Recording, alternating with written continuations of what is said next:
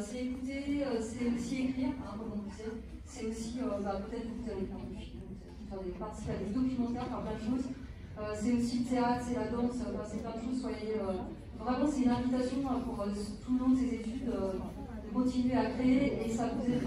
C'est forcément les récits que vous allez créer vous-même, vous allez transmettre aussi aux patients, aux patientes, puis vous allez après avoir à suivre, à accompagner. J'aime pas le prendre en charge, c'est pas forcément les charges. Mais en tout cas, voilà.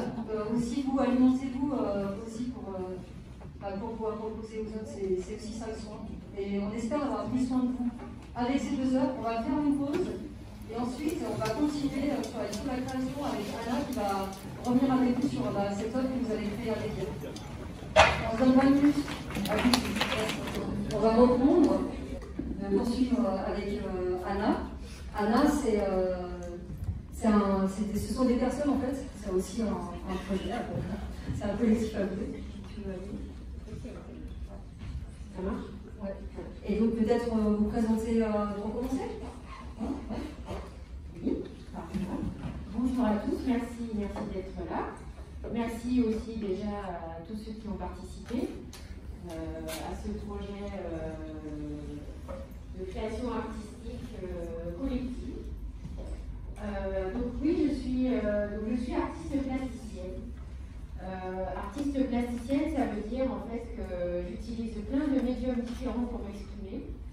Donc ça peut être de la peinture, ça peut être du dessin, ça peut être de la sculpture aussi. C'est pas mon cas, je travaille pas trop en volume, mais voilà, j'utilise plein de médiums différents et notamment actuellement le médium numérique.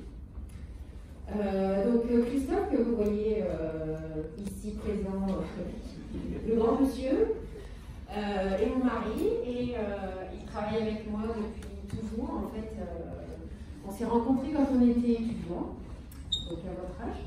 D'ailleurs aujourd'hui c'est notre anniversaire de rencontre. Ah oui, c'est vrai.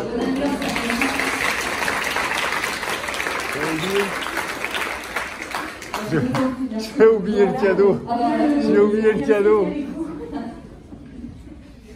Et donc, on s'est rencontrés étudiants. J'étais étudiante en communication visuelle à l'école de Genève, à l'école d'art appliqué de Genève. Et Christophe était à l'école Émile Cole, je ne sais pas si vous la connaissez. Célèbre école de bande dessinée, dessin, à Deauville. Ensemble, on a terminé nos études et puis on est parti aux États-Unis. On a eu notre première expérience professionnelle. On est rentré en fin 99 en France, où on a tout de suite en fait monté notre propre entreprise, où on faisait plutôt de la com, ce qu'on savait faire, enfin, surtout moi. Mais j'ai toujours créé de la com très originale et très créative. Ce qui fait qu'en fait, au bout d'un moment, on a un peu laissé tomber cette partie très com pour s'orienter vraiment que sur l'artistique. On travaillait déjà au sein d'entreprises en faisant de l'animation on faisait des caricatures, des portraits, des silhouettes, pour animer les cocktails, les anniversaires, on faisait un peu les troubadours, entre guillemets. Et de ça, en fait, à partir de ça, on a quand même acquis une énorme expérience au niveau du dessin et de la relation avec le public.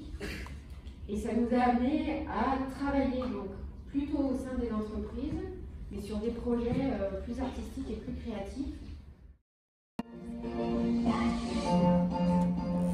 Bonjour, je m'appelle Anna. Je suis artiste plasticienne. Ma pratique relève de l'art social et contextuel.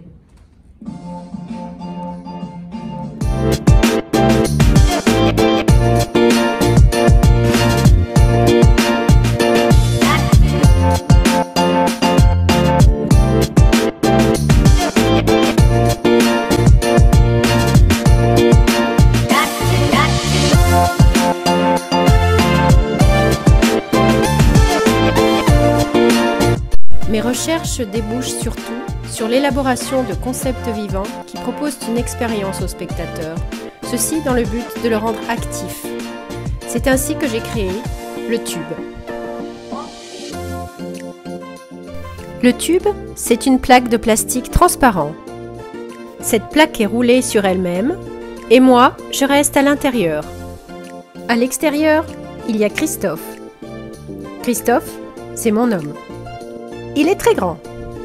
Nous travaillons ensemble. Ensemble, nous avons tout imaginé, créé, développé. Pendant nos séances de création, Christophe aide et donne toutes les explications aux participants. Ils doivent découper des formes dans des adhésifs colorés et ensuite les coller sur le tube. Moi, à l'intérieur, je dessine sur l'autre face de la plaque. Je crée ma propre narration à partir des formes collées. À la fin, on ouvre le tube pour découvrir l'œuvre collective. Nous avons inventé le tube en 2006. Son protocole et sa forme ont évolué, mais l'expérience reste la même.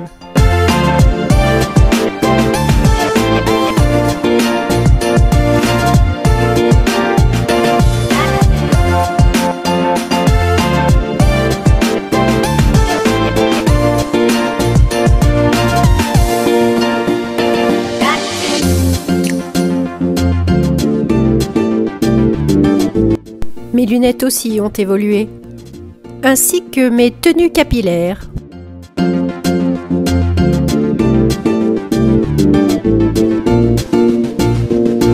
Mais j'ai gardé ma signature graphique.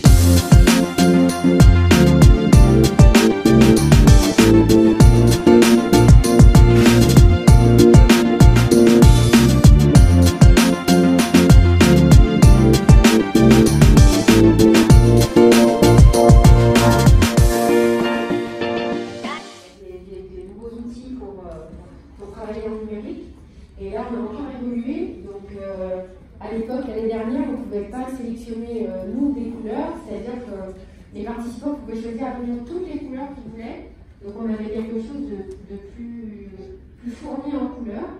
Et moi, cette année, avec mon nouvel outil que vous avez expérimenté et qui est quand même extrêmement simple, je peux par contre choisir les couleurs que vous aviez en haut de la page. Le canvas, donc vous allez pouvoir voir ce que ça m'a inspiré.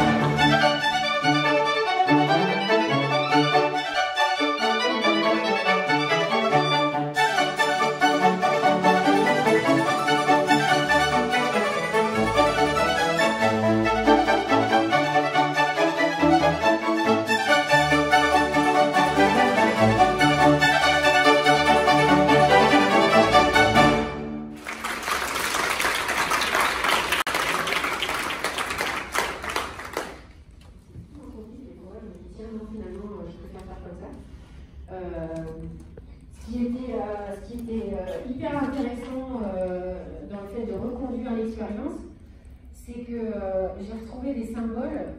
Bon, je ne sais pas si vous voyez la souris. Oui, voilà. Le petit cerveau là, avec son alter, j'ai eu exactement le même l'année dernière.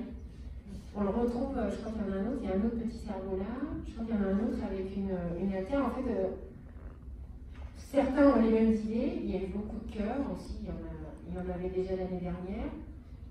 Il y a des cœurs symboliques et puis des vrais cœurs, hein, en anatomie, des beaux traits à vous, quoi. Donc ça produit des personnages, du coup, qui au niveau de l'anatomie respectent rien du tout. Mais voilà, c'est mon droit, je suis artiste, donc j'ai le droit de tout faire en dessin.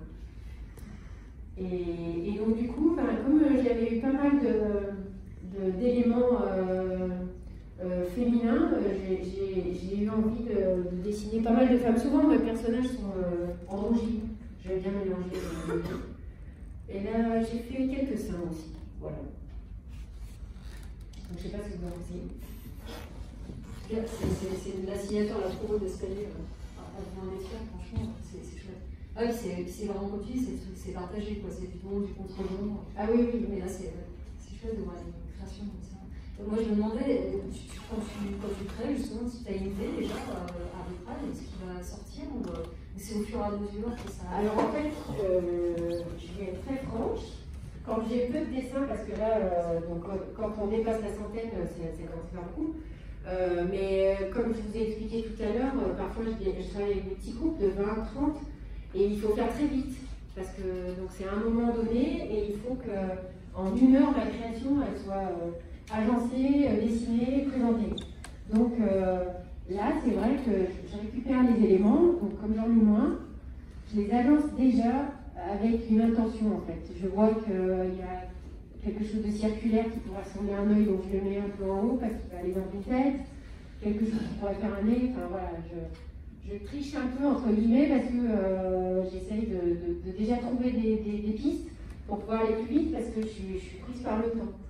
Là, avec pratiquement 200 dessins, c'est pas possible parce que j'y passerai une vie.